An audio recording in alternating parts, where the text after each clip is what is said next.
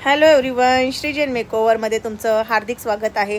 आणि आमची नवीन batch start झालेली आहे आणि आजचा डे 1 होता. डे 1मध्ये मी स्टुडंटला शिकवत आहे ब्रशेस नॉलेज. वेगवेगळ्या प्रकारचे ब्रशेस असतात, तुम्ही बघू शकता जे मी हातामध्ये दाखवत आहे. किती प्रकारचे, कोणत्या कंपनीचे असतात, कुठली ब्रँड घ्यायला पाहिजे आणि याचं सगळं नॉलेज प्रॉपर नॉलेज स्टुडंटला देऊन राहिलेली आहे. तुम्ही स्क्रीनवर बघू शकता आणि प्रॉपर नॉलेज असतं.